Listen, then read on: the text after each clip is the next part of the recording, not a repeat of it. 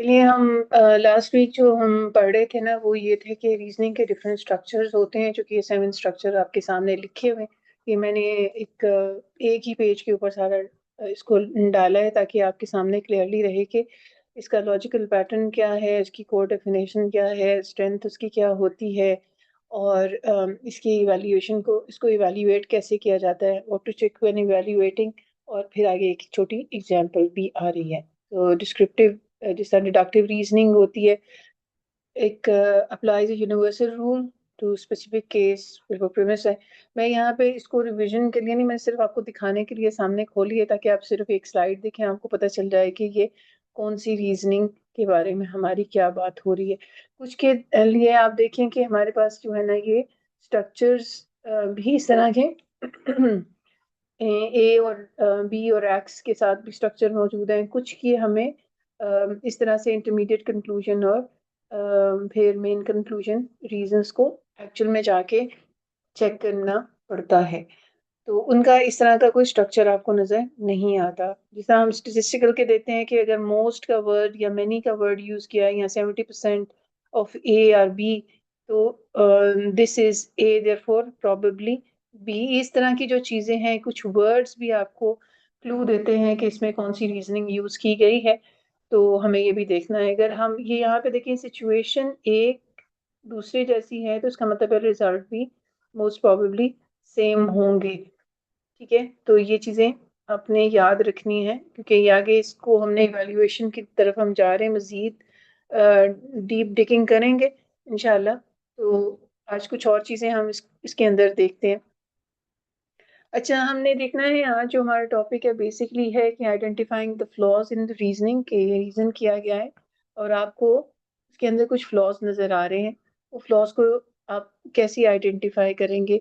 क्या सिर्फ फैलेसीज और बाइसेस को देख लेना काफी होगा, कि उनको आइडेंटिफाई करने के बाद भी उनको साबित भी करना पड़ता है कि ये फ्लॉ है और ये फ्लॉ किस तरह से है? ठीक है। Identifying flaws in the reasoning, the argument is flawed when the conclusion does not properly follow from the reason. ठीक है। और support is extremely weak. ये कुछ पीछे हमने डिस्कशन भी की है। There is a logical mistake in moving from reason to conclusion, and the argument depends on implausible or unjustified assumption.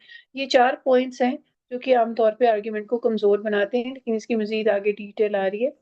Important चीज ये है कि जो फ्लॉड आर्ग्यूमेंट होता है does not prove the conclusion false, it shows that the reason fails to establish it. यानी कि जो आपने प्रेमिस सेट किया है वो उस कंक्लूजन को सपोर्ट नहीं कर रहा। ठीक है।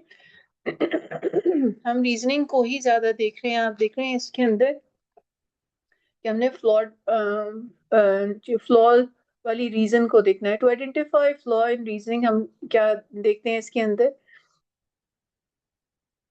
To show that conclusion does not follow the reason. पीछे हमने पूरी एक्सरसाइजेस की हैं कि क्या ये रीजन फॉलो करती है कंक्लूजन को। फिर हमने वो डिफरेंट रीजंस की भी टाइप्स भी पढ़ी हैं, उसके अंदर भी यही चीज हमने देखी है। To explain why it does not follow. ठीक है, ये अहम बात है हमारे लिए जो हमने आज सीखनी है। And to demonstrate the logical gap, आपने बताना होता है कि गैप किधर है। आप किसी को एक्सप्लेन करने जा रहे हैं ना कि आप जो बात कर रहे हैं ये रीजनिंग गलत कर रहे हैं ना आप ये, तो आपने उनको गैप बताना है कि रीजन कहाँ पे इसका गैप मौजूद है और ये क्यों फॉलो नहीं कर रही। सो ना सिर्फ आप खुद आइडेंटिफाई करके बैठ जाएं खामोशी से, that's important, but then again what's the point कि आप अगले को कम्युनिकेट ही ना करें या कर पाए। सो you do not need to dispute whether the reasons are true. You just ask one thing: even if the reasons are true, does the conclusion follow? Conclusion जो आप ड्रॉ कर रहे हैं, क्या ये रीजंस उसको फॉलो करती हैं, सपोर्ट कर रही हैं उसको कि नहीं? आप किसी से झगड़ा ना करें, लेकिन सिर्फ कहें कि ये रीजन इसकी फॉलो नहीं कर रही, उसको साबित करना होता है। पहला एग्जाम्पल हमारे पास आएगी। आज हम एग्जाम्पल्स करेंगे सिर्फ, आज हम एक्सरसाइज नहीं करेंगे। अगले वीक में इन्हीं चीजों की हम एक्सरसाइजेस करेंगे। ठीक है, ये आपके सामने टेलीविजन वायलेंस के ऊपर एक कंटेंट लिखा हुआ है। Some people say that depiction of violence on television has no effect on viewers behaviour. However, अब ये देखिए हाउएवर का वर्ड जो यूज होता है, ये कनेक्टिंग, ये इसको हम कहते हैं ट्रांजिशनल डिवाइस। ये कॉन्ट्रास्ट बताता है, यानी कि जो पीछे बात हो रही है, अब मैं आगे जो बात करने लगा हूँ वो बिल्कुल उसके ऑपोजिट है। ठीक है। however, nonetheless, nevertheless, but, ठीक है। जब हम also यूज करते हैं तो उसका मतलब है कि पीछे वाली बात के से मिलती जुलती बात, in addition, उससे मिलती जुलती आगे बात होने लगती है। मोर ओवर, फर्दर मोर, वही वाली पुरानी बात को ही आगे एड अप किया जा रहा है कि however is a U turn। ठीक है। If what was shown on television did not affect behavior, television advertising would never influence viewers to buy certain products. But अब यहाँ पे एक और यू टर्न आया है, we know that it does. So it does not be let me clear my throat. So it cannot be true that television violence does not affect behavior. अब देखिए, इसने एक आर्ग्यूमेंट आपके सामने रखा है। आर्ग्यूमेंट उसी सूरत में आर्ग्यूमेंट होता है कि उसके अंदर कंक्लूजन भी हो और उसके अंदर आपको रीजन भी किया जा रहा हो। इधर कौन कौन सी रीजंस नजर आ रही हैं, कंक्लूजन कौन सा है? Do you find any intermediate conclusion? which conclusion do you think is, which sentence is the conclusion? जो And लास्ट में Last sentence is the conclusion. Television violence does okay, not affect behavior. और ये कैसा conclusion है? Negative negation है इसमें, cannot. Negation है, इसके कैनॉट भी यूज किया गया है। Do you find any intermediate conclusion? Mm, Mm,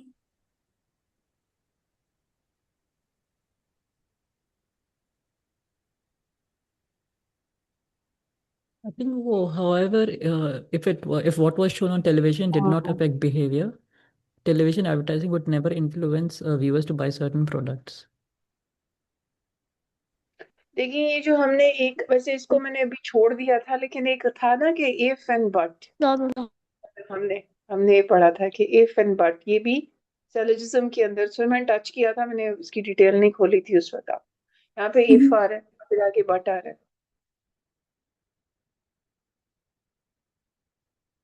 तो क्या ये कंक्लूजन इंटरमीडिएट होगा या ये रीजनिंग के अंदर यूज हो रहा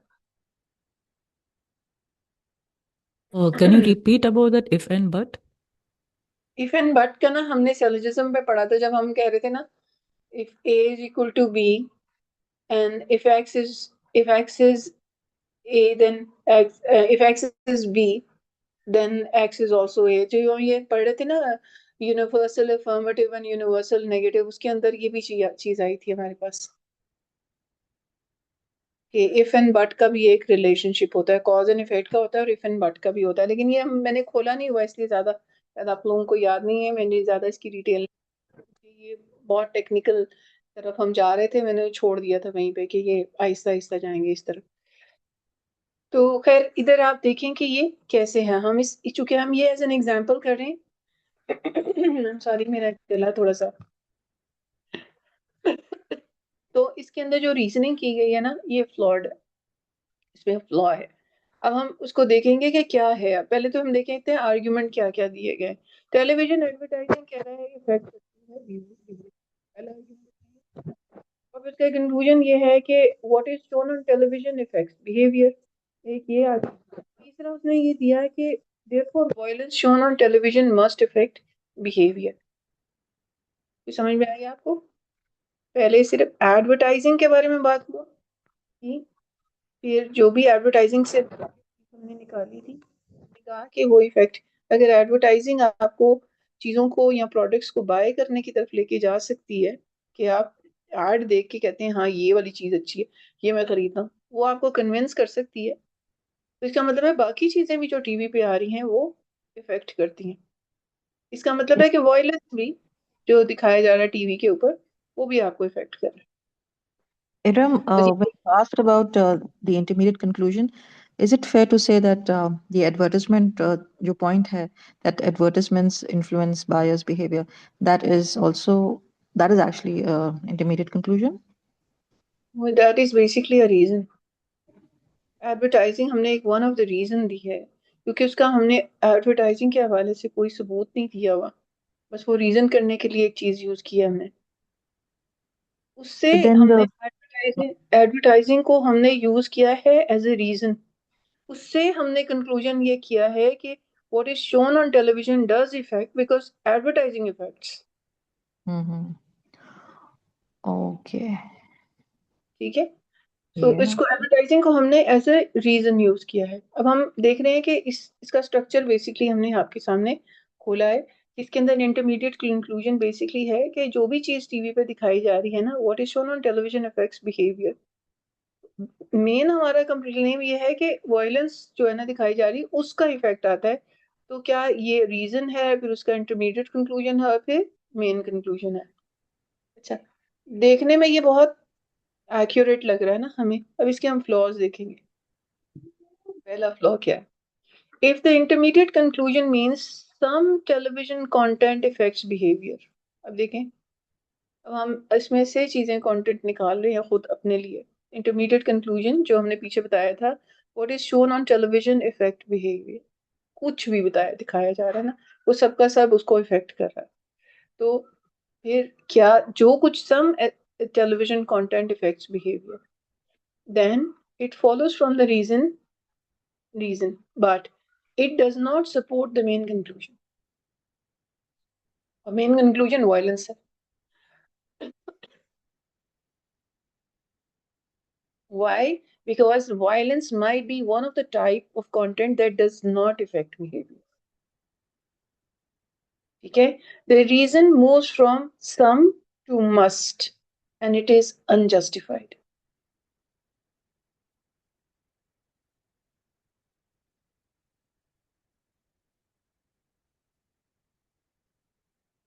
यहाँ पे कहाँ पे हमारे ये लिखा हुआ था कि some content does affect? Can you go back Yeah. to the previous slide, Ira? The main conclusion?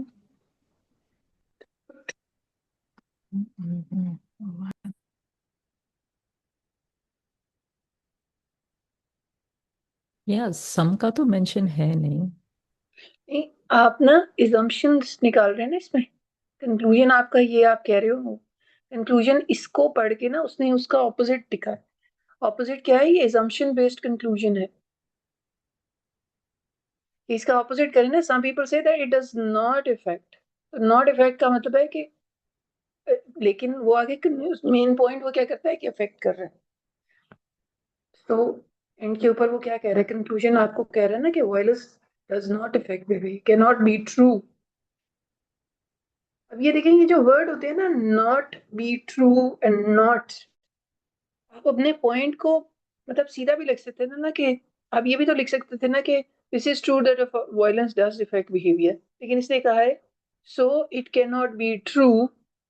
ये नेगेशन वाली बात सामने रखी पहले, that violence does not effect behaviour. सीधा सीधा भी लिखा जा सकता है। तो लोग आपको ऐसे चकरा देते हैं ना कि ये क्या कहा है इसने, ऊपर भी बात उसने ऐसे गोलमोल से शुरू की है। तो आपको ऐसी बात जो होती है ना जिसमें नेगेशन और फिर डबल नेगेशन आ रही है, वो ना कंफ्यूज कर देती है। सो इसमें देखें कि हमने इंटरमीडिएट कंक्लूजन निकाला है, तो कहता है कि some television content does effect behaviour, जैसे कि एडवर्टाइजिंग हमने कह दिया, then it follows the reason. लेकिन but it does not support the main claim, और मेन क्लेम क्या है? Violence effects behaviour. ठीक है, so it does not support the main claim. Why? Because violence might be one of the type of the content that does not affect behavior. That's one way of looking at it. अगर advertising का जो content है वो हमें हमारा behaviour change करता है और हम परचेज करते हैं चीज़ों को जाके, तो इसका मतलब है कुछ कंटेंट आपको इफेक्ट करता है, मगर ये रीजन भी सपोर्ट नहीं करती कि वायलेंस इफेक्ट करता है। ठीक है, so the reason moves from some to must and it is unjustified. अगर अगला फ्लॉ देखिए, if the intermediate conclusion means everything shown on television effect behaviour, चलें अब ये जर्नल बात होगी, then it does not follow from the reason, from the fact that advertising affect behavior, it does not follow that all TV content does. Totally advertising का effect एक आपको दे के ना बात कीजिए, अगर एडवर्टाइजिंग इफेक्ट करती है तो बाकी कंटेंट भी करता है. Now this one effect or reason is not enough to deduce or to conclude कि violence भी affect करता है. I'm a little confused here. पहले पॉइंट में यहाँ second interpretation of the flaw में जो है कि if the intermediate conclusion means that everything shown on television affects behavior, then it does not follow from the reason. But the reason is given of advertisement, right? So that is actually a logical intermediate conclusion. Yeah, but then again हमने advertising को ना advertising हमने reason करने के लिए रखा है. Yeah. It's not intermediate conclusion. It's one of the reason. उसने कहा है कि अगर advertising करता है इसका मतलब है बाकी सब भी करता है. अच्छा, इसको हम Okay. All right. So we are changing the intermediate conclusion in this case. Yeah. But why are we doing that? क्योंकि जो example में है, it does not in any way show this intermediate conclusion that everything on the television affects behavior. So how are we making this intermediate conclusion? Because the first intermediate conclusion जो था the पहले interpretation में of the flaw, that made sense. Like what is shown on television affects behavior. That that's kind of legible from the example. लेकिन जो second जो आप दिए थे अभी interpretation of the flaw, this I don't know how are we making this second this intermediate conclusion that everything shown on television affects behavior. अच्छा, main चीज आप ये रखें कि हमने ना साबित ये राइटर जो साबित करने की कोशिश कर रहा है वो ये है कि वायलेंस जो टीवी पे दिखाया जाता है वो लोगों को के बिहेवियर को इफेक्ट करता है. अब इस बात को साबित करने के लिए वो मिसाल देता है एडवर्टाइजिंग की. और एडवर्टाइजिंग क्योंकि एडवर्टाइजिंग के अंदर जो चीजें जिस तरह एडवर्टाइजिंग इफेक्ट कर रही है, अगर एडवर्टाइजिंग टीवी पे जो दिखाई जा रही है आपके बिहेवियर को इफेक्ट कर रही है, इसी तरह वो वायलेंस को के भी इफेक्ट को उसी मद के अंदर निकालना चाह रहा है, उसी के अंदर उसके साथ लिंक करना चाह रहा है. Yes. लेकिन there are different types of content shown on the television. एक कंटेंट आपको इफेक्ट करता है, जरूरी नहीं सारे कंटेंट आपको इफेक्ट करें. So it means that he's making a generalization over here. That's the fallacy. जी कह सकते हैं हम, फैलेसीज भी आगे हम दिखाते हैं. असल बात ये बैक्ड क्वेश्चन भी है, कह सकते हैं आप कि इसके अंदर ना हम जो खुद साबित करना चाह रहे होते हैं ना, वो हम उसकी ना कोई अजीब अजीब सी रीजंस निकाल के उसको साबित करने की कोशिश कर रहे होते हैं. What we believe is right. ठीक है, आगे हम फैलेसीज को भी टच करेंगे. इस आर्ग्यूमेंट में रीजन एडवर्टाइजमेंट को दे रहे हैं ना, तो जो रीजन हम दे रहे हैं वो एक्चुअली किसी आर्ग्यूमेंट के प्रेमिस को सेट करता है. ये am I right in saying that? हाँ जी, लेकिन हमारे कंक्लूजन को ये नहीं सपोर्ट करता. जी वही बात, तो ये सबसे बड़ा फ्लॉ है ना. देखिए मैं बताऊं आपको, आप ना एडवर्टाइजिंग और वायलेंस को ना दो डिफरेंट कंटेंट टाइप देख लें. जी. That is, there are different contents that are shown on television. Advertising and violence is, one of the two.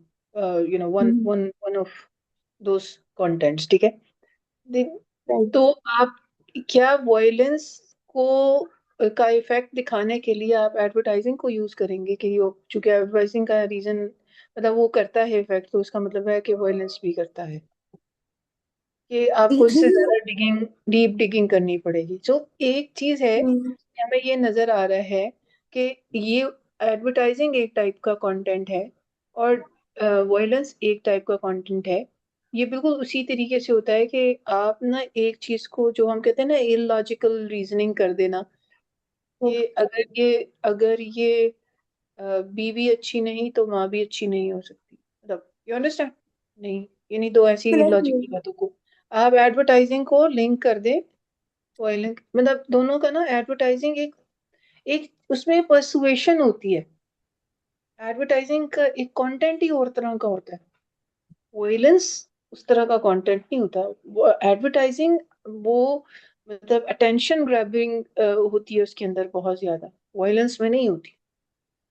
ये बिल्कुल ऐसे ही है। तो आप बेसिकली उनकी हमारे values को देखें। कंक्लूजन और यानी हमारे कंक्लूजन का प्रेमिस जो है वो हमारे रीजनिंग के प्रेमिस को फॉलो नहीं कर रहा। ये फ्लॉ है इस आर्गुमेंट। जी जी। ठीक। वैसे देखें कि आपको लगता है कि ये ऐसे ही चल रहा है ना, एडवर्टाइजिंग, फिर एनीथिंग, जी इस advertising on television effects behaviour से कैसे ये इंटरमीडिएट ड्रॉ कर लिया आपने कि what is shown on television effects behaviour, यहीं पे गड़बड़ आ जाती है। जी क्योंकि आपने ना एडवर्टाइजिंग के साथ को जर्नलाइज कर दिया हर तरह के कंटेंट के साथ। आप ऐसे नहीं कर सकते। आपको डिफरेंट टाइप्स ऑफ कंटेंट को, आपके नंबर ऑफ रीजंस हों कि हमें ये करता है, लेकिन सिर्फ एक टाइप ऑफ कंटेंट के रीजन देकर आप जनरलाइज नहीं कर सकते किसी भी कंक्लूजन को। अच्छा इरम, जो इसमें इंटरमीडिएट कंक्लूजन है कि what is shown on television affects behaviour, अगर इसका भी रीजन दे दिया जाता कि like since our brain is trained in a way कि हम जो भी एक्सपोजर लेते हैं वो एक इम्पैक्ट जनरेट करता है, तो अगर ये जो इंटरमीडिएट कंक्लूजन है इसका एक सपोर्टिंग रीजन होता तो फिर ये it would have been a very fine overall argument, right? हाँ जी, हो सकता है उस सूरत में, लेकिन फिजान हम जो है ना बेसिकली कंटेंट के ऊपर फोकस करके बैठते हैं यहाँ पे ये मैंने पहली बात उसे की, आपने ना ओवर थिंकिंग नहीं करनी यहाँ पे ना। अ, जो कंटेंट में लिखा है आपके सामने, आप बस उसमें से चीजें देखें। क्या ये बात जो है ये साबित करती है आपने जो बात कही है? हाँ, इसको आप किसी को कहें ना कि आप अपना आर्ग्यूमेंट इस तरह से रखें, जब हम क्रिटिक राइटिंग करते हैं ना तो उसमें हमें बताना होता है कि ये आपका आर्ग्यूमेंट वीक है, इसको इस तरह से इम्प्रूव किया जा सकता है जब आप ये चीज डालेंगे। सो यू आर राइट, ठीक है। लेकिन आपके आर्ग्यूमेंट में, बेसिक आर्ग्यूमेंट के अंदर ये वीकनेस नजर आ रही है कि आप एक एग्जांपल देके जनरलाइज करने की कोशिश कर रहे हैं। सही है, सही। Can we say that, this reasoning का ये जो एग्जाम्पल है, it is following that same example that we had, no, कि everybody who studies regularly passes the exam, and Ali passed the exam, therefore he studied regularly. Is it the same format, the mistake that we're making? के लिए तो भी फिर मुझे वो पूरा इसको निकालना पड़ता। ये तो सिंपल जनरलाइजेशन है ना कि आप एक टाइप ऑफ कंटेंट को जनरलाइज कर देते हैं over the every type of content. जो दूसरी जो बहन बात कर रही हैं वो तो सर्कुलर फैलेसी की बात कर रही हैं कि जिसमें आपका जो प्रेमिस है वो कंक्लूजन और कंक्लूजन जो है वो प्रेमिस पे फॉल कर रहा होता है। अगर आप इसकी बात कर रहे हो ना, डिडक्टिव रीजनिंग की, ऑल एज आर बीस, x is a therefore x is b, or maybe a generalized principle, all a should be b, x is a therefore x is b. Do you think depends on acceptance of principle? ये तो generalization हम कहते हैं कि is the principle widely accepted and are there exceptions? तो यहाँ पे वो ना क्या कि should all the citizens should obey a law, ये इस तरह से सेट नहीं होता, और यही इसका फ्लॉ है। Okay.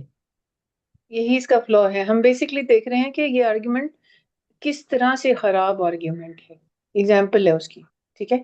हम ये देख रहे हैं कि एग्जाम्पल कैसे खराब निकलती। हमने देखा था ना कि हम देखिए हमारे पास कभी कभी कंक्लूजन इंडिकेटर वर्ड्स हमें नजर आ रहे होते हैं, और जैसे ये भी कंक्लूजन इंडिकेटर है, ये भी कंक्लूजन इंडिकेटर है, तो बाद मस्ट एंड शुड भी प्रेजेंट होते हैं, वो भी हमें कंक्लूजन इंडिकेशन दे रहे होते हैं। लेकिन हम ये श्योरिटी नहीं होती इनके अंदर, लेकिन आप देखें कि इसके अंदर नेगेशन भी पाई जा रही, ठीक है। एकदम मेरे जहन में एक बात है कि जो एडवर्टाइजमेंट की इन्होंने रीजनिंग क्रिएट की है, ये तो एक स्ट्रॉन्ग रीजन नहीं होनी चाहिए, बिकॉज ये एविडेंस बेस्ड है ना कि advertisement do affect our behaviour, तो ये तो एक स्ट्रॉन्ग रीजन होनी चाहिए। आदिया, पहले सिर्फ ये सोचें कि क्या टीवी पे किस किस किस्म का कंटेंट दिखाया जाता है। Advertising is one, violence is two, इसके अलावा के अलावा न्यूज न्यूज है, और न्यूज है, ड्रामास हैं, एंटरटेनमेंट है, ड्रामा है। एंटरटेनमेंट है। जी सॉन्ग्स हैं, ठीक है, Cartoon. ह्यूमरस वो ह्यूमर भी दिखाया जा रहा होता है Comedy आपको ना। दिखाया जा रही होती है, and then violence is also presented in many different ways.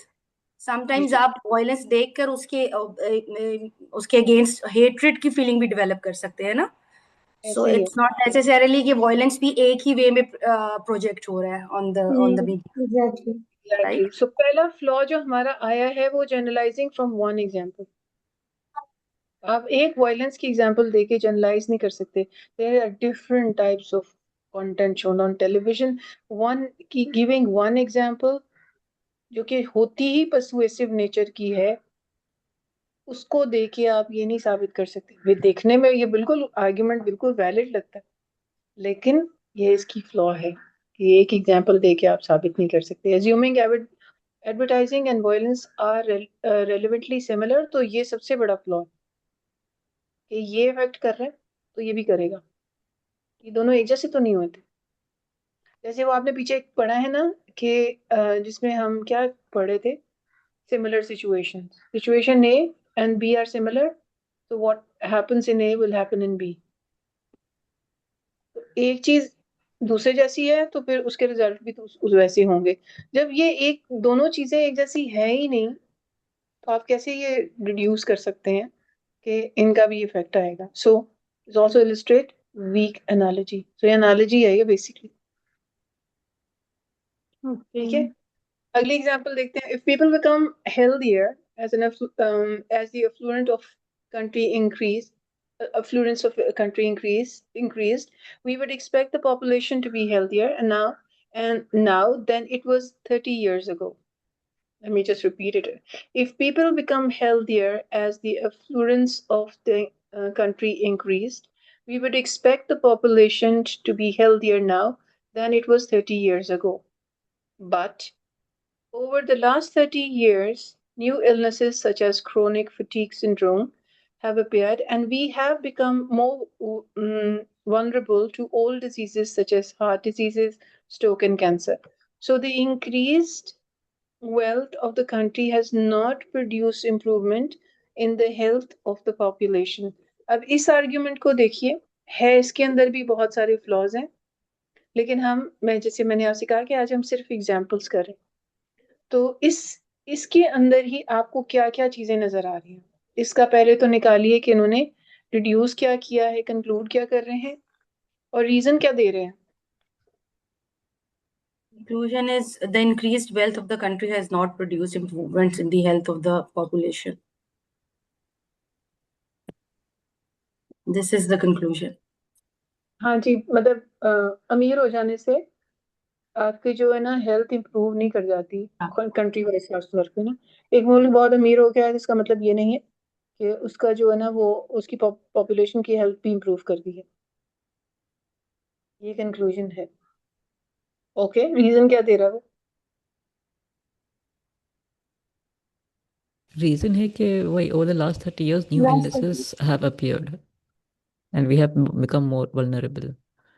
To all diseases such as heart. पहले ओके, और क्या चीज नजर आ रही है आपको? इंटरमीडिएट कंक्लूजन कौन सा नजर आ रहा है?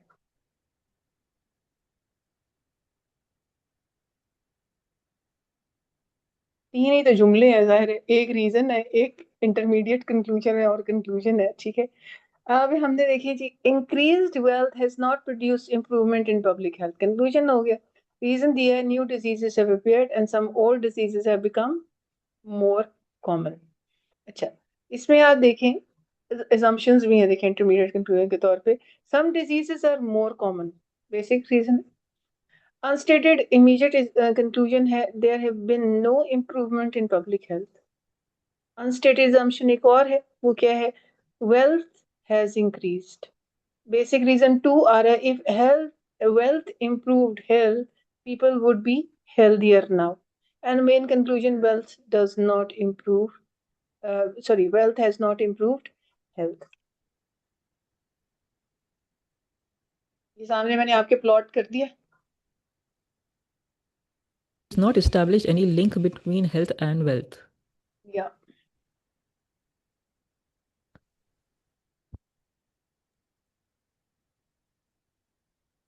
और the- डाइकोटोमी fallacy जो होती है वो भी इसमें हो सकती है कि either you have wealth और नहीं सही है, skip it, आप कंटिन्यू। the basic reason जो है some diseases are more common. From where have we gotten that reason? क्योंकि इसमें तो any indication of common diseases is not mentioned. देखिए यहाँ पे लिखा है ना, ये यार यहाँ सामने लिखा है आपके 30 years ago, but So they are saying that new diseases have come and we still have those old diseases. So, and we have become more vulnerable to old diseases. So some diseases are more common. That does not make sense because what you've mentioned is basically that we've become more vulnerable to those old diseases, but not the fact that, they're common. Vulnerability किसके साथ connect होती है? जब एक चीज बंदे लोग vulnerable हो गए हैं तो वो जाहिर है वो एक डिजीज खासतौर पे तो उसकी वल्नरेबिलिटी डेवलप होगी, इसका मतलब है कि वो कंटेजियस होगी, है ना, वो बहुत लोगों को लगेगी, कॉमन हो जाएगी। तो ये एक्चुअली हार्ट डिजीजेस और स्ट्रोक्स और कैंसर इनको कह रहे हैं कि they R G more ji common. ये वजह से।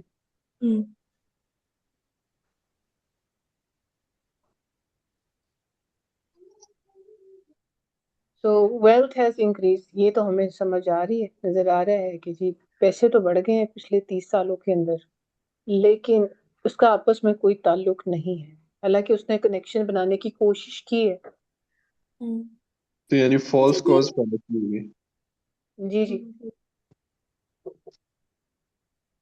और ठीक ये है, मतलब लेकिन हमें ना जो इसको इस तरह अनस्टेटेड प्लॉट करना आना चाहिए, पता है, ये आपको सीखना है, ये वाला ना, ये चीज सीखनी है आपको, एग्जैक्टली ये आपको ये जो प्लॉट करना अनस्टेटेड आना चाहिए। अजम्पशन है, मतलब ये जो समझारी अजम्पशन है जी जी, इसको जी हम जी बोलिए अजम्पशन सर। क्यों कह रहे हैं? ये ऑब्जर्वेशन नहीं, मतलब ये अज्यूम तो नहीं किया जाएगा कि वेल्थ इंक्रीज होगी, ये तो किसी चीज से डिड्यूस होगा या मतलब कोई ऑब्जर्वेशन होगी उसकी बेसिस पे कहा जा रहा है कि वेल्थ इज इंक्रीज, या हम ये कह रहे हैं बस इस आर्ग्यूमेंट के कॉन्टेक्स्ट में इसमें ये ऑलरेडी अज्यूम्ड है कि वेल्थ इंक्रीज होगी। जनरली एक एक कंट्री के बारे में बात हो रही है ना, हम एक कंट्री के बारे में बात कर रहे हैं कि वहां पे वेल्थ इंक्रीज हो गई है, और ये असम्पशन ये की जा रही है कि अगर वेल्थ ज्यादा हो जाए तो हेल्थ भी इम्प्रूव कर जाती है, लेकिन एक मुल्क है अमीर हो गया, तो अमीर होने का मतलब है कि उन्होंने पैसा जो है वो हेल्थ इंडस्ट्री में भी लगाया और लोगों की उसके साथ जो है ना वो इम्प्रूव करके, लेकिन हम देखते ये हैं कि जो पुरानी बीमारियां हैं उससे लोग ज्यादा वल्नरेबल हो गए हैं, यानी वो कॉमन देखने में आ रही है कि अक्सर लोगों को डायबिटिक हैं, उनको हार्ट डिजीजेस हैं, स्ट्रोक्स हो रहे हैं, कैंसर हो रहा है, वो कॉमन हो रहा है। तो जो जम्पशन हमने रखी हुई थी जहन में कि वेल्थ इंक्रीज होने के साथ हमारे ये बीमारियां खत्म हो जाएंगी, ये वो नजर होता हुआ नजर नहीं आ रहा।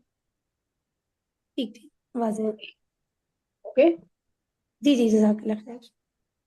Iram, like if I make the argument that diseases have become common and wealth has also increased, therefore wealth is responsible for more diseases, does that argument reasoning follow? ये भी आगे आते हैं, ठहरे खोल दी, यही आएगा। वेयर इज द ये फ्लॉ? शायद फ्लॉ है। Flaw occurs in moving from some diseases increased to overall health has not improved। ये दो चीजें देखे ना सामने अपने लिखी, कि आप अभी हाजरा बोल रहे थे ना, हाजरा आप अभी कह रहे थे कि बजाय के बढ़ाने के हम पैसा आ जाने से मुल्क में बजाय के हेल्थ इंप्रूव करे वो खराबी की तरफ चली गई है। Yeah. Correct me if I am wrong. Yes Yes. अच्छा, ये भी इसमें assumption आपको ये चीज भी नहीं यहाँ से assume की जा सकती, ये भी फ्लॉ हो जाएगा कि ये भी यहाँ कहीं पे साबित नहीं कर पाएंगे आपके, यहाँ पे कोई रीजन नहीं दी हुई इधर। So some diseases increase to overall health has not improve, ये फ्लॉ है पहला, यानी कि सम डिजीजेस इंक्रीज हुई हैं, overall health has not improved. Why flawed? Because health include many measures, other diseases may have decreased, life expectancy may have increased, and quality of life may have improved, the evidence is selective and insufficient. वो cherry picking की हुई है ना, बीच बीच में से कुछ चीजें उठाई हुई है. लेकिन जहाँ पे वो बात कर रहे हैं कि सम डिजीजेस इंक्रीज्ड, वहां पे तो वो बेसिकली ये रीजन रख रहे हैं ना कि there are some diseases which have increased, which have made us more vulnerable to old diseases as well. तो सेंस बनाती है, तो इसमें प्रॉब्लम क्या है? नहीं, but overall 30 years of news that over the last 30 years, new illnesses such as chronic fatigue syndrome and have appeared, and we have become more vulnerable to. अब ये जो fatigue syndrome का उसने इससे कहा है कि देखिए हमने जो इसपे जो मेन कंक्लूजन की तरफ चीजों को लेके जाना है ना, वो ये है कि वेल्थ के आने से हेल्थ इम्प्रूव हो जाएगी. लेकिन क्या वो आपको कोई रीजन यहाँ पे वो नजर आती है? जो रीजंस भी वो दे रहा है, उन रीजंस के अंदर ये चीजों के फ्लॉ नजर आते हैं आपको? यानी बेसिकली वो वेल्थ से रिलेट करने के बजाय मेडिकल कंडीशंस, वो भी स्पेसिफिकली डिजीजेस के साथ रिलेट कर रहा है. तो जो डिजीजेस के साथ रिलेट कर रहा है दैट इज मेकिंग सेंस, लेकिन क्योंकि उसका वेल्थ के साथ कनेक्शन नहीं कोई बना रहा, तो दैट इज द प्रॉब्लम. तो यही बात है कि वेल्थ का इससे बेसिकली कोई कनेक्शन नहीं है. एविडेंस जो दी है उसने वो बहुत ही सिलेक्टिव और इनसफिशिएंट है. इसको इम्प्रूव किया जा सकता है, इसको बेहतर बनाया जा सकता है. जैसे उसने कहा कि हेल्थ के अंदर तो ये सारी चीजें भी आती हैं. आप क्वालिटी ऑफ लाइफ इम्प्रूव कर दें, पानी साफ दें लोगों को, खाने पीने की चीजें सस्ती कर दें, और कितनी चीजें हो सकती है ना जिससे उनको बीमारी हो ही ना, वो मेजर पहले ही ले लें.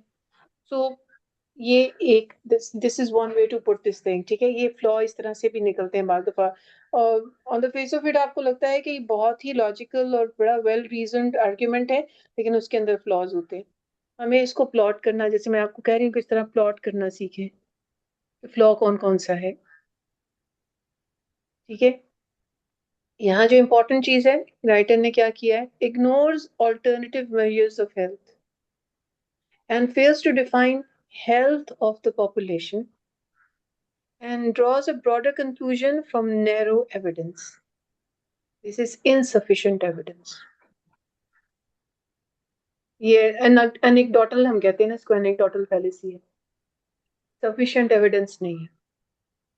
कोई फिर एक हम आध ये कैसे कह सकते हैं, हम ये कैसे कह सकते हैं कि वो वेल्थ को हेल्थ के साथ लिंक कर रहा है? एविडेंस तो मतलब जो उसने कंक्लूजन निकाला है वो तो उसने बिल्कुल ऑपोजिट कहा है ना, कि हेल्थ और wealth is not linked at all.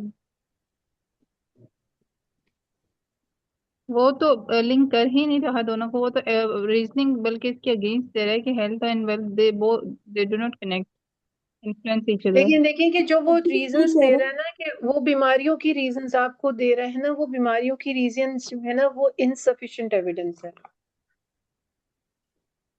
या हम ये कह सकते हैं कि डायरेक्टली वही कह रहे हैं कि वेल्थ की इंक्रीज से हेल्थ पर कोई भी असर नहीं पड़ेगा. तो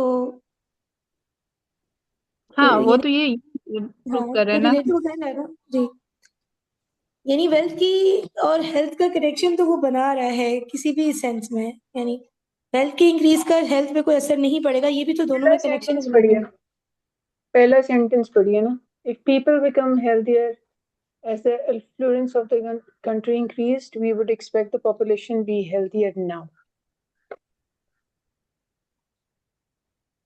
तो आर्ग्यूमेंट इसका बेसिकली है कि अगर मतलब जो जो वेल्थ है ना, वो कहीं किसी तौर भी इसके साथ कनेक्टेड नहीं होती हेल्थ की इम्प्रूवमेंट के साथ. और जो वो रीजंस दे रहा है कि 30 सालों में अगर हो सकती, तो 30 सालों में अभी आपको नजर आती हम ज्यादा हेल्थियर होते, तो पिछले 30 सालों में ये चीजें हुई हैं.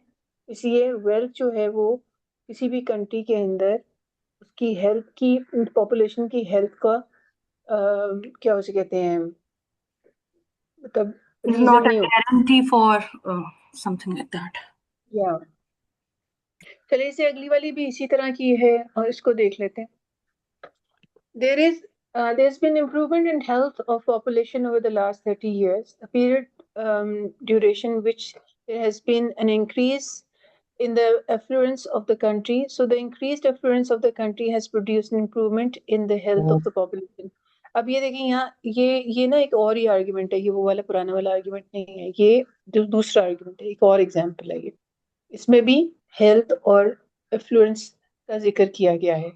अब इस आर्ग्यूमेंट के अंदर हमें क्या चीजें नजर आती हैं, इसमें उसने क्या किया है, उसे बताया है कि health improved during the period of increased wealth, therefore increased wealth caused health improvement. ठीक है, फिर इसके अंदर फ्लॉ क्या आता है, ये इसमें एज्यूम किया जा रहा है because two things occur together one caused another. ठीक है ना, मतलब मैं एक मैनेजर रखती हूँ और मेरी सेल्स बढ़ जाती है ना कंपनी के अंदर, मैंने एक मैनेजर रखा और मेरी उसके आने साथ ही सेल्स बढ़ गई।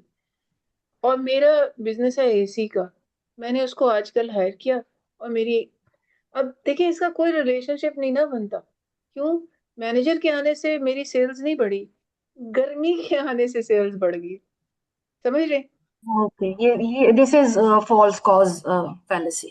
या ठीक है, सो ये two things occur together, one cause the other, this is confusing correlation with causation। ठीक है ना, causation का है बेसिकली you think कि ये जो इफेक्ट आया है, यहाँ सेल ज्यादा होगी है, उसकी कॉज वो थी क्योंकि मैनेजर हायर किया गया था। नहीं नहीं ऐसा नहीं है, ठीक है, ये गलत हो अगर हम जाता ये है। कहें कि मतलब यानी सिर्फ मैनेजर के आने से सेल्स बढ़ी हुई, ये नहीं कह सकते, लेकिन हो सकता है कि एक वजह ये भी हो कि मैनेजर की परफॉर्मेंस अच्छी है हो या सकता है कुछ। उसकी स्ट्रैटेजीज ऐसी हों, उसने आते साथ ही कुछ ऐसा किया है कि वन ऑफ द रीजंस।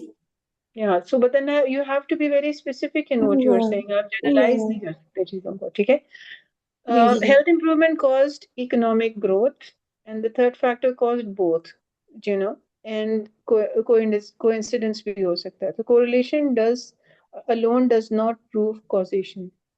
दो चीजों का मतलब coincidence होना ये प्रूव नहीं करता कि इसकी वजह से ये हुआ है। और अगर आप ये साबित करना चाह भी रहे हैं ना, तो भी आपको फिर उसकी बहुत ज्यादा सैंपल साइज चाहिए होगा, आपको बहुत ज्यादा एविडेंस देनी पड़ती है अगर आपने कोई चीज साबित करनी है। आप इस तरह से एक दो एग्जांपल देके एनेक्डोटल फैलेसी कमिट कर रहे हैं।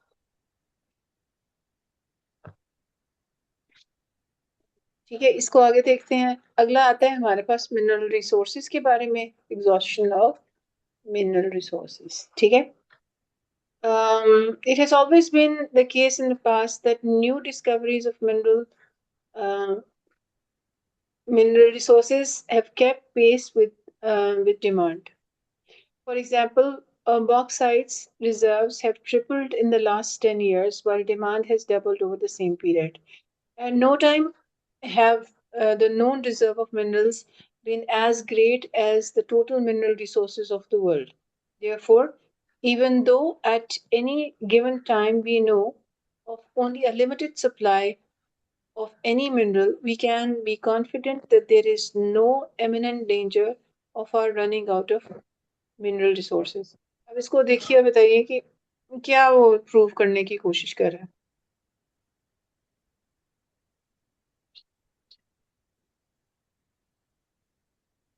He's basically concluding that at any given point, we don't have any shortage of mineral resources.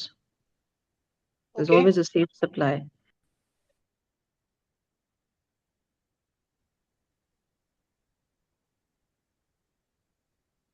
therefore के बाद हमारे पास ये आ गया ना,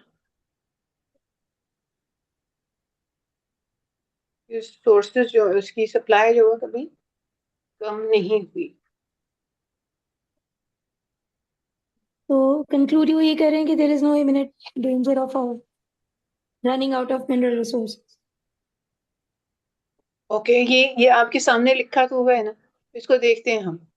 there is no eminent danger of running out of mineral resource. Reason उससे दे रहा है, in the past discoveries kept pace with demand। ठीक है, and known reserves have never equaled total resources। ये उसने रीजंस दिए हैं, ये रीजन दे रहा है ये तो। ठीक है, अब आगे देखें फ्लॉ क्या है इसके अंदर। ये वो है, हमने सिर्फ इधर से देख के ये चीजें निकाल ली हैं। ठीक है, अब इसके अंदर प्रॉब्लम क्या है, द आर्ग्यूमेंट फ्लॉज इन क्या है इसके अंदर, past trends will continue definitely. indefinitely, but resources are finite. Rate of use may increase and future discovery may slow. And it ignores relevant factors. This flaw is content specific. तो इसके अंदर जो main चीजें हैं वो ये है कि जो वो कह रहा है ना कि हमें जो डिस्कवरीज के अंदर हमारी डिमांड कभी वो चीज कम हुई ही नहीं है, ये चीजें वेरी कर सकती हैं इन फ्यूचर। डिमांड इंक्रीज भी हो सकती है, डिक्रीज भी हो सकती है। ठीक है, और इसमें बहुत सारे रेलेवेंट फैक्टर्स हैं जिनको इग्नोर कर दिया गया है। तो इस कंटेंट के अंदर मेजर फ्लॉ एक कॉन्टेक्स्ट स्पेसिफिक होने का है। सिर्फ एक एंगल से चीज को देखा गया, वो एक एंगल क्या है? Past discoveries. और ये पास्ट डिस्कवरीज ही हैं, वो भी नेवर इक्वल टोटल रिसोर्सेज, ये भी पास्ट डिस्कवरी है। ये हमारे मिनरल्स कभी खत्म नहीं होंगे। ओके अच्छा, अब हम इसके अंदर ना कुछ चीजें देखते हैं। Why list of fallacies are not enough. सिर्फ फैलेसी को आइडेंटिफाई कर लेना काफी नहीं होता। Argument may be flawed in ways not captured by simple labels. Merely saying this is slippery slope and this is correlation is insufficient. You must explain why in this case the reason fails. तो ये बताना पड़ता है reason fail क्यों हुई है। जैसे add hominem है, स्टोमेनिंग है, बेग द क्वेश्चन है, बेगिंग क्वेश्चन कहा जाता है, ये हमें पता है। लेकिन जो चीज हम लोग आज तक ये स्टडी नहीं हमने किया ना, इवन सोर्स कोड में भी, वो ये है। वो क्या है? कंफ्यूजिंग, मैं पॉज कर रही हूँ, confusing necessary and sufficient condition. वो क्या है? Basically mistaking required conditions for guaranteed ones. कुछ रिक्वायर्ड कंडीशंस होती हैं और कुछ गारंटीड होती है। कुछ नेसेसिटी होती है और कुछ सफिशिएंट एविडेंस होता है। अब इसके अंदर प्रॉब्लम हमारे साथ क्या आती है? कंफ्यूज कैसे करते हैं हम? इसका मतलब क्या है?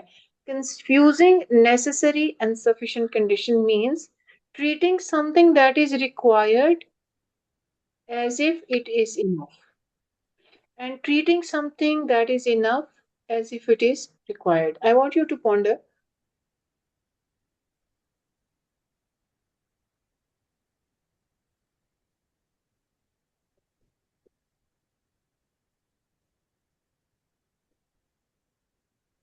तो यहाँ पे हम लोग गलत हो जाते हैं। कुछ चीजें रिक्वायर्ड हैं, हम उनको इनफ समझ लेते हैं, और कुछ चीजें इनफ होती हैं, मतलब इनफ है, समथिंग दैट इज इनफ, हम उनको ट्रीट करते हैं कि वो रिक्वायरमेंट का पार्ट है।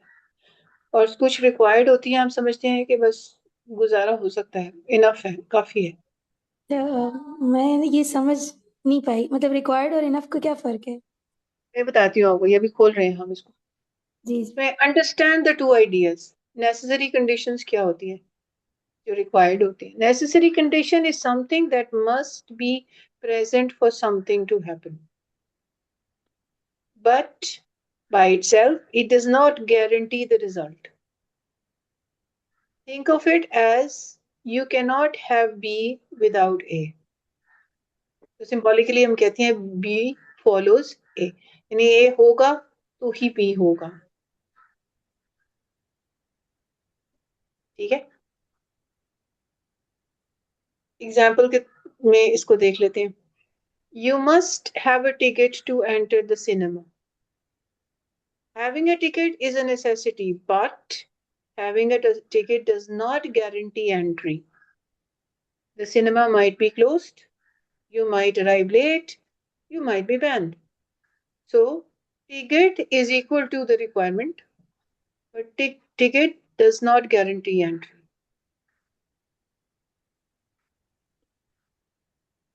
Okay, got it, point. ठीक है। ओके, ये वो जो देखे आपने देखा था ना कि वो जो थी कि अली अली मतलब एग्जाम को पास करने के लिए जो है वो रात को पढ़ना जरूरी है नहीं। Regular study is required for passing the exams, और अली ने पास किया, इसका मतलब है अब उन एग्जाम्पल्स को जरा गौर से देखिए, क्या रिक्वायरमेंट थी।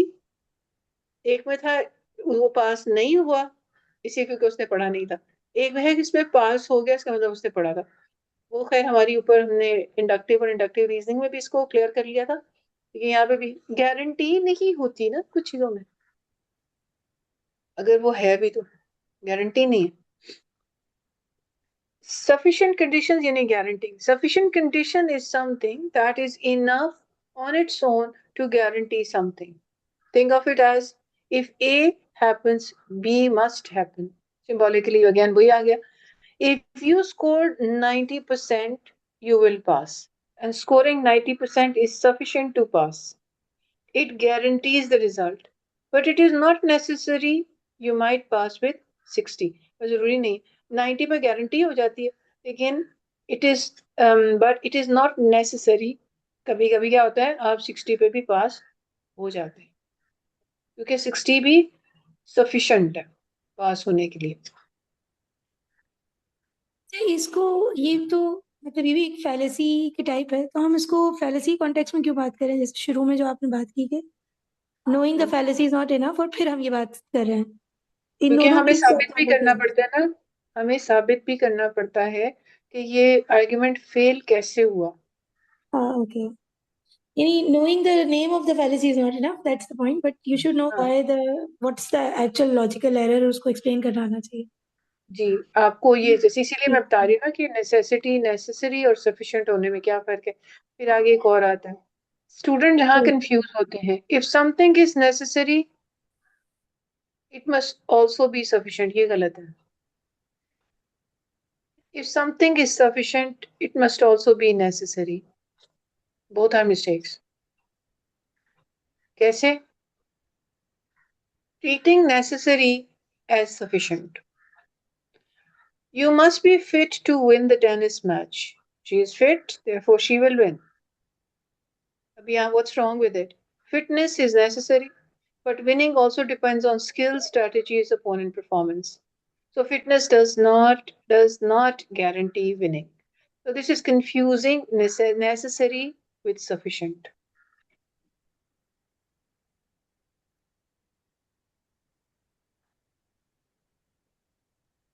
स्टेटमेंट उसने कौन सा क्लेम किया कि that if you are fit then you will win the tennis match.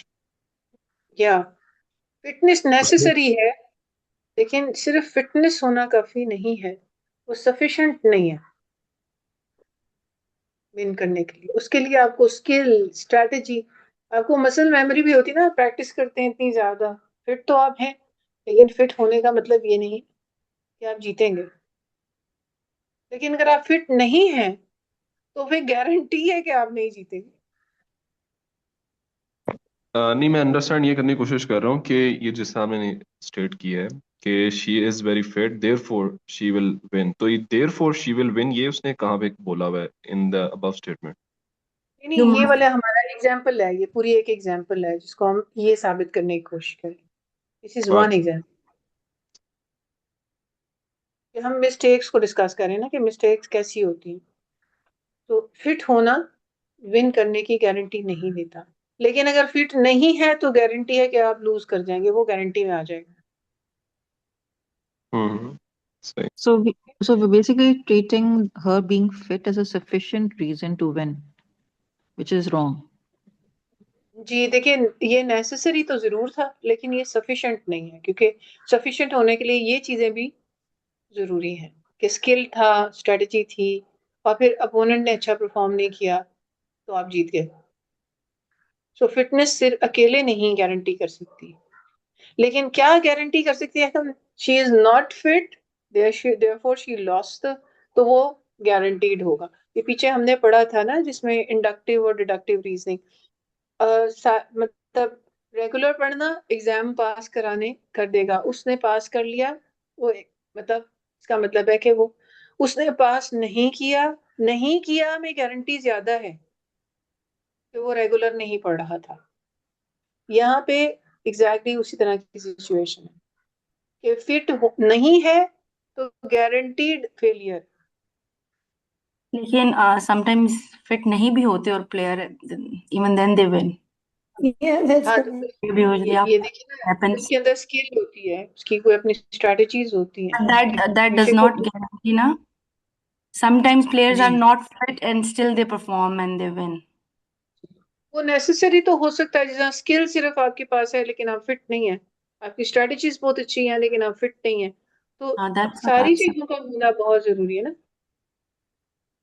ठीक है, So either way, we cannot say कि दोनों चीजें एक दूसरे के लिए sufficient है। गारंटी कर रही है जी जी। ठीक। देखिए जब हम नॉट लगाते हैं ना तो वो सिचुएशन टोटल चेंज हो जाती है ना, शी इज नॉट फिट। ठीक है, अच्छा, ट्रीटिंग सफिशिएंट एज नेसेसरी।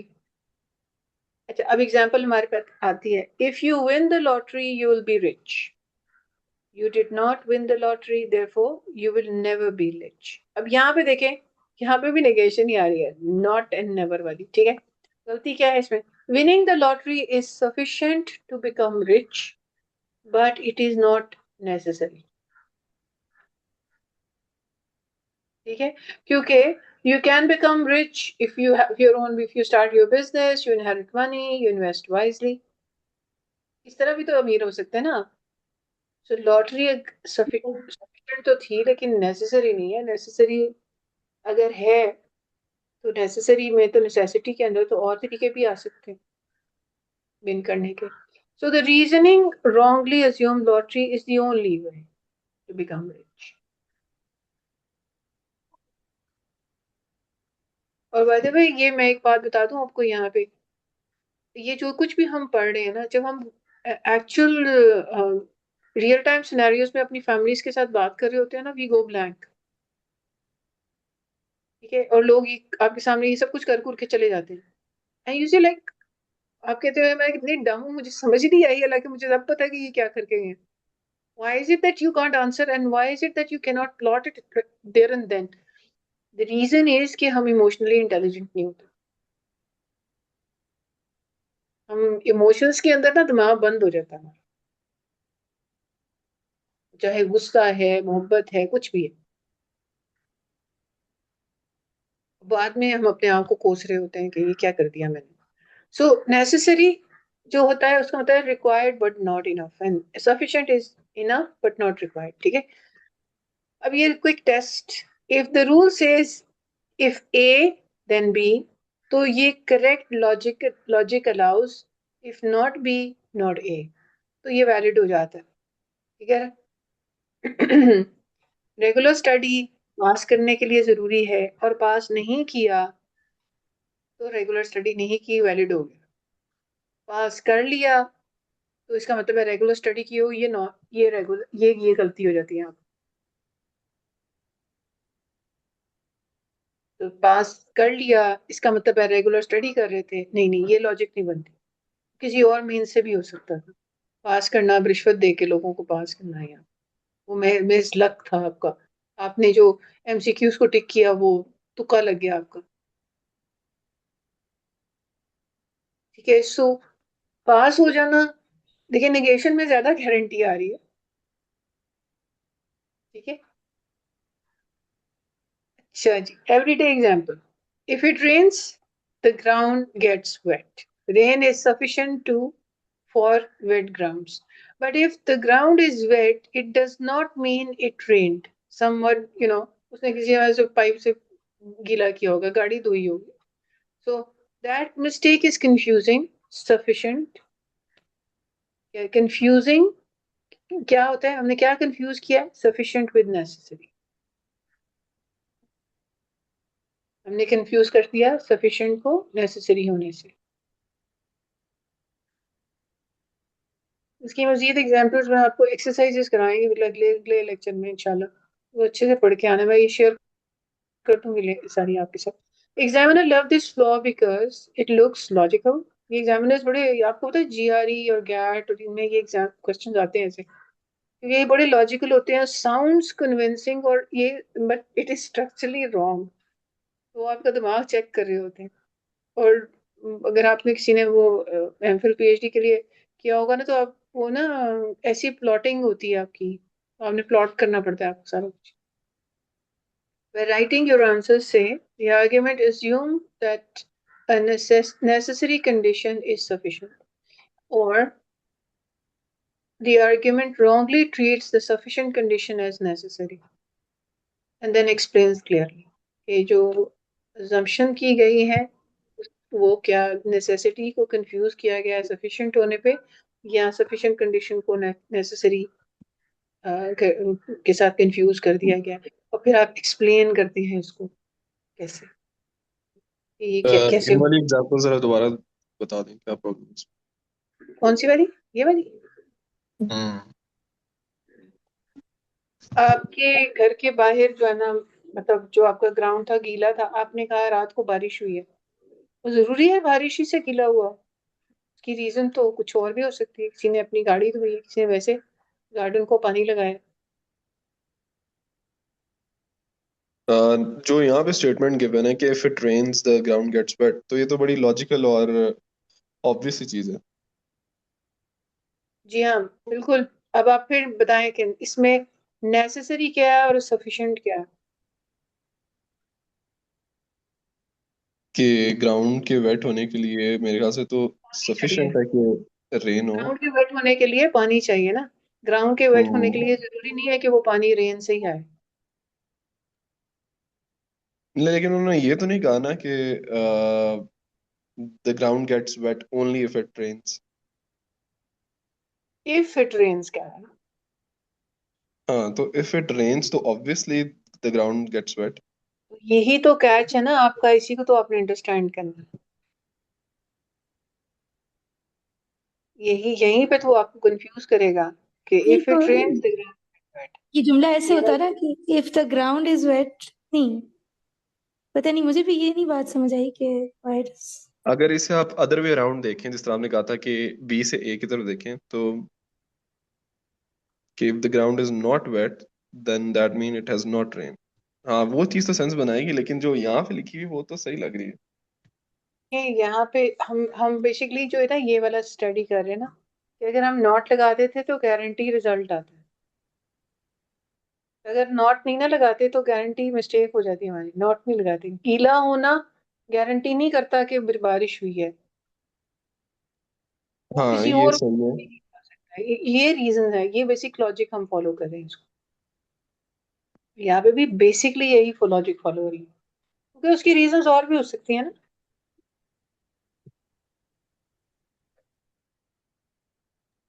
नहीं, ये जी चीज क्लियर नहीं है. नहीं, ये जो फर्स्ट लाइन है ना बस वो, बाकी सारी बात समझ आ रही है. But if it rains the ground gets wet, the sentence itself has no problem I think. या उसके अंदर तो हम कोई फ्लॉ नहीं निकाल. सेंटेंस में कंडीशन है ना, इफ इट रेन्स. हाँ एग्जैक्टली कंडीशन है. ओके रेन होगी यानी तो ग्राउंड जब भी गीला होगा कि जब बारिश मुझे होगी. ये इसका नहीं मतलब नहीं है. आप if it नेसेसरी और सफिशिएंट को कैसे डिफाइन करते हैं, मतलब मुझे ये बताया ना, आपको पता चीज कंफ्यूज क्या कर रही है. वो सेकंड जुमला है, rain is sufficient for.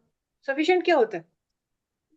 Sufficient काफी है. ये काफी है, एक ही वजह है, मतलब इनफ. ट्रांसलेशन तो ना बताएं कि कॉन्सेप्ट क्या है सफिशिएंट होने का. अच्छा सफिशिएंट यानी रेन ही वो वाहिद वजह है कि जिससे, मतलब अगर ग्राउंड गीला है तो रेन कैन हो जाएगी ना, इन आया प्रोसेस हो जाएगी.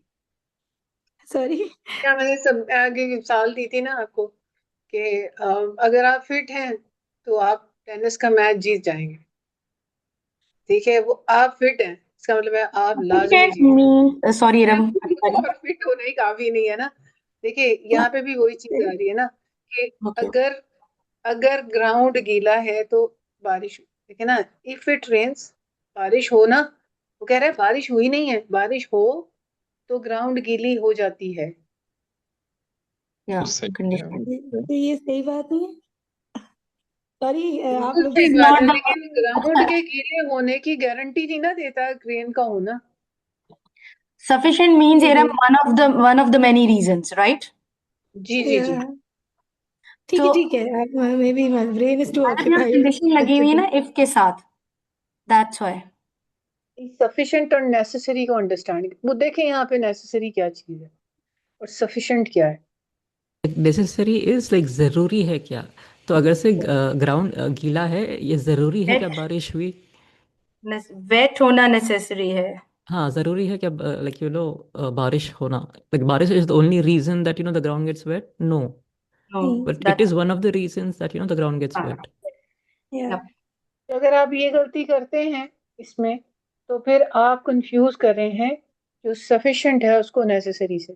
हमारा है कि ग्राउंड वेट है, भाई गीला है, तो बारिश भी हो सकती है, किसी ने धोया हो सकता है, कोई अपनी गाड़ी धो के जा सकता है ना, किसी ने वैसे पानी लगाया हो। सो आपने एक चीज को ना, वो कहते हैं ना, एक वेरिएबल को फिक्स कर लेना होता है, वो नेसेसरी होता है, ये लाजमी है। और फिर इसके साथ ना बाकी चीजें सफिशिएंट होना, जैसे फिट होना नेसेसरी है लेकिन सफिशिएंट नहीं है गेम जीतने के लिए। ठीक है, अगर उसी फिट होने को आप, स्ट्रैटेजी है, स्ट्रैटेजी आपकी बड़ी अच्छी है लेकिन आप फिट नहीं है, तो फिर अगेन वही वाली बात आ जाती है कि आप नहीं जीतेंगे गेम को। तो नेसेसरी को आप देखें कि पहले यहाँ पे चीज नेसेसरी कौन सी है। अच्छा, ग्राउंड वेट होना नेसेसरी है, क्या वो रेन की ही वजह से हुआ होगा या और रीजंस भी हो सकती? यानी पानी का होना एक्चुअली बात है, बारिश से आए कि कैसे भी आए। So, but if the ground is wet, it does not mean it rained. ठीक है ना, someone could have ji ji used a home. देखिए हम कहते हैं ना, if it rains the ground gets wet and my ground is wet therefore it rained।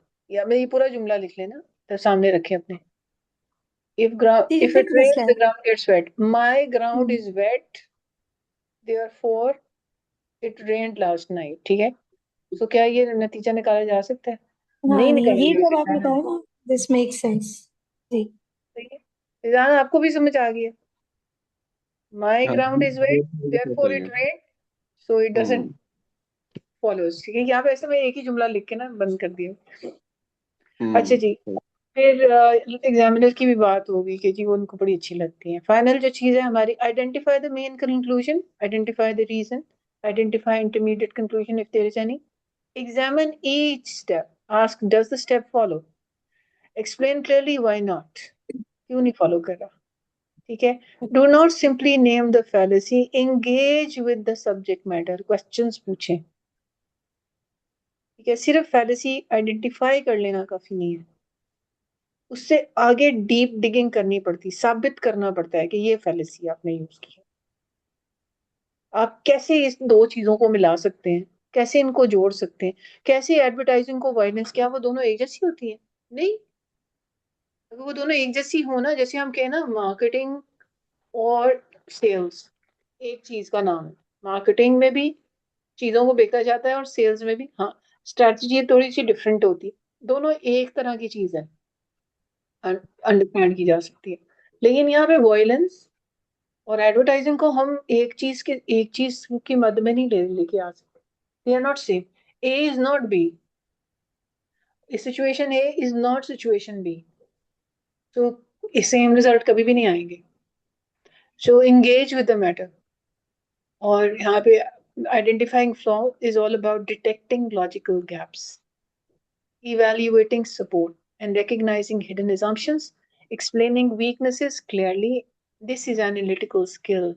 इसको memorise करने का कोई फायदा नहीं होता, आपको सोचना है बैठ के ये क्या है सामने। ठीक है, आज मैंने सिर्फ इतना करवाया है आपको, और अगली जो क्लास है उसमें हम इसकी एक्सरसाइजेस करेंगे, इसी चीज की एक्सरसाइजेस होंगी। ठीक है, इरा, इंशाल्लाह। कैन आई रिक्वेस्ट यू कि जो लास्ट क्लास पे जब करे थे ना deductive reasoning, inductive reasoning, can you have more exercises on that? ठीक है, कर लेते हैं। What you need to do is हाँ, आज just send me a message. मैं फिर ना, जब मैं लेक्चर बना रही होंगी ना वीकेंड के ऊपर ही मैं बनाती फ्राइडे को, तो आपने ओके ना मुझे एक दफा ना वो कोई एक बता देना है, याद करवा देना। ठीक है ओके, ठीक है, चलो।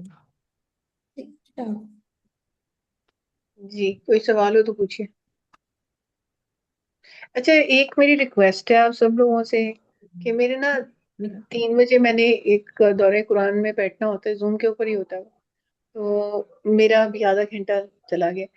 आप इस क्लास को आधा घंटा पीछे ले जाते हैं, हम 1:30 शुरू कर लें अगर